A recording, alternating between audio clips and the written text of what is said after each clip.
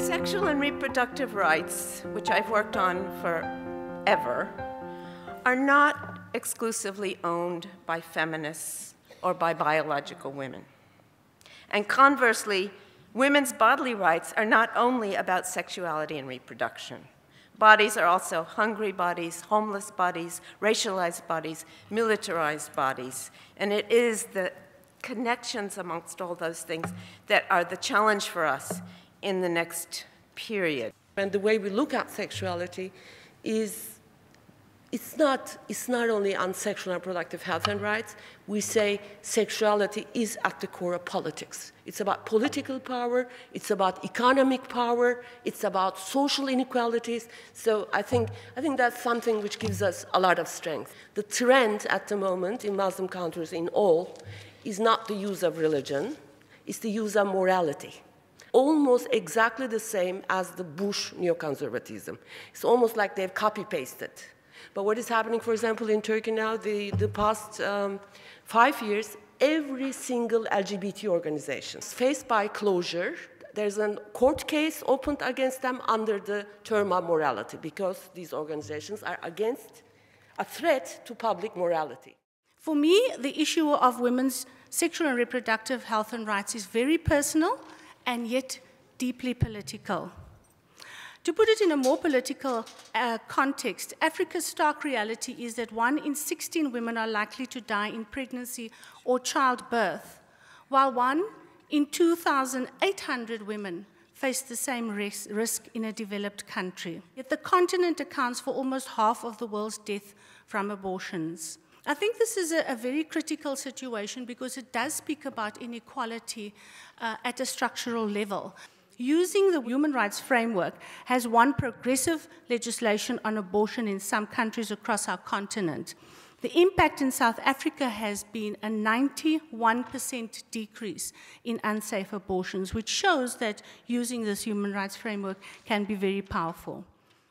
Maybe I'm kind of lost on what's happening today. I don't understand. I'm at the Brazilian delegation. I was working for the CSW. I was working on the Declaration on Maternal Mortality. I'm ashamed. I'm ashamed. This is a declaration that does not mention unsafe abortion.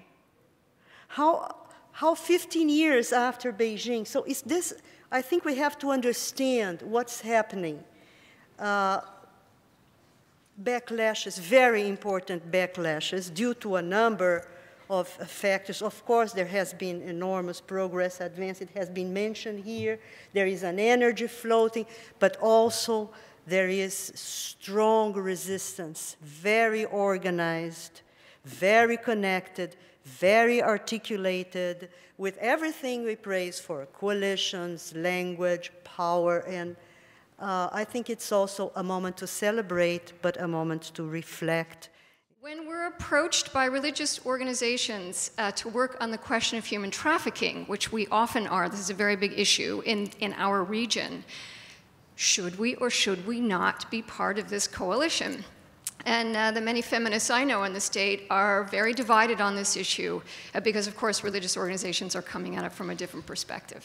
It depends on what is the agenda. If you are working on an agenda against poverty, you will probably be able to strategize and make a coalition with the church. But there are certain issues that are issues that fall into dogma of certain churches, and then there's nothing you can do. Within the coalition itself, what we're saying is there are principles. We have very clear core principles and values. No matter who, religious or not, if they agree with the principles, then we work with them. That's how we have dealt with the issue. So we are now launching a discussion on the continent in preparation for the next conference on the issue of culture and religion and sexuality. And I think it's a very critical discussion for our continent because of the way these institutions of culture and religion frame sexuality and how it impacts on the continued violation of rights. And it's a very difficult discussion to have, obviously, because it is of the conservatism, because of the backlash, because of the homophobia on the continent. Some challenges that we've all identified that I think are still very much at the core of our struggle and our activism is this conservatism and how we challenge the global culture of patriarchy and how we challenge this moral code and how we continue to organize and come together and really reclaim our spaces. War and disaster have generated a complicated and fractured terrain on which human rights and economic justice face unique challenges. Displaced people, devastated homes, scattered communities, and grieving families combine with acute health, resource, and food shortages.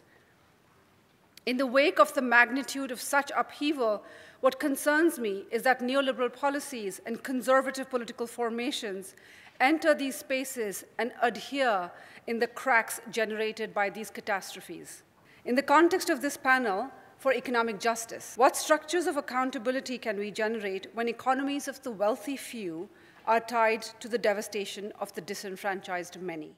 Something that Dawn and the Women's Working Group on Financing for Development and others have been working on, which is to really work with alliances to change the systems for global governance of the financial and the economic system.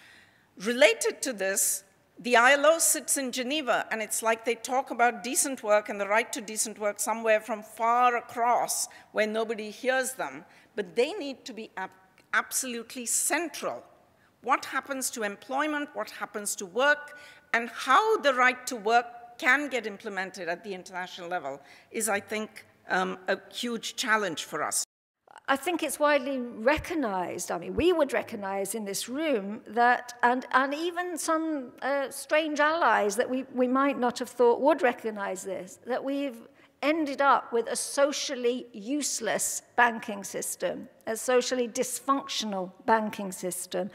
And our challenge is to make it a socially useful banking system, to transform it from a banking system that leads to the violation of human rights to a banking system that will be supportive of human rights. And to change economic reasonings so that we develop economic reasoning that doesn't put all the emphasis on maximization of economic growth or maximizing the benefit-cost ratios, or focusing on extremely faulty concepts of efficiency, which turn out not to be efficient at all. Questions now. Thank you. Well, it's just a comment and inviting responses. The privatization of wars, a huge subcontracting business, the black waters at all. War is a byproduct of the scramble for economic resources, water, oil, minerals. The complicity of financial institutions in the arms and drug trades.